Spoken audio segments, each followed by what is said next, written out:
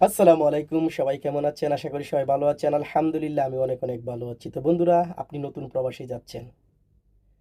এয়ারপোর্টে ৫টি কাজ যদি আপনি না করেন তাহলে আপনার সমস্যা হতে পারে। কেন বলছি? পুরো ভিডিওটা দেখেন। আশা করছি আপনার কিছুটা হলেও উপকৃত হবেন। ভালো লাগলে লাইক দিয়ে যাবেন। ভালো যদি না লাগে দেখতে থাকুন। দেখতে দেখতেই ভালো লাগা থেকে ভালোবাসা হয়ে যাবে। তো চলুন ভিডিও শুরু করা যাক। কাগজপত্র যাচাই করুন।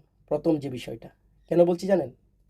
পাসপোর্ট, টিকিট, ভিসা বা অন্য গুরুত্বপূর্ণ নথি সবসময় সাথে রাখবেন এবং সবগুলো দেখবেন ঠিক আছে কিনা। বারবার চেক করবেন। চেক করে তারপরে হাতের কাছে রাখবেন। চেক ইনের সময় মতো করুন, চেক ইন সময় মতো করুন। লম্বা লাইনে সময় নষ্ট না করতে আগে থেকেই চেক ইন করুন। ওকে? সিকিউরিটির নিয়ম মেনে চলতে হবে আপনাকে। ব্যাগের ভিতরে জিনিসপত্র ঠিক রাখুন। নিষিদ্ধ জিনিস সঙ্গে নেবেন না। নিষিদ্ধ জিনিসের মধ্যে আমি বলি, যেমন কেচি, তারপর আপনার মাদকদ্রব্য, তারপর আপনার নেল কাটার, চাকু, যেগুলো নিষিদ্ধ, আরও অনেক নিষিদ্ধ রয়েছে, সেগুলো কখনোই সাথে রাখবেন না। সেগুলো কখনোই নেবেন না সাথে করে। ঠিক আছে? যদি নেন তাহলে এয়ারপোর্টে আপনাকে ঝামেলায় পড়তে হবে। ওকে? প্রয়োজনীয় তথ্য আগে জেনে নিন।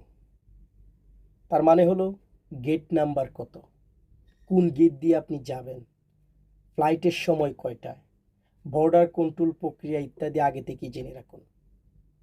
আপনার ফ্লাইট কয়টায়, কতক্ষণ আগে এয়ারপোর্টে আপনাকে থাকতে হবে, এই জিনিসগুলো আপনি সবসময় মাথায় রাখবেন। অন্তত আমার মতামত থেকে আমি বলি, অন্তত আপনি 3 থেকে 3.5 ঘন্টা আগে আপনি এয়ারপোর্টে পৌঁছার চেষ্টা করবেন সবসময়।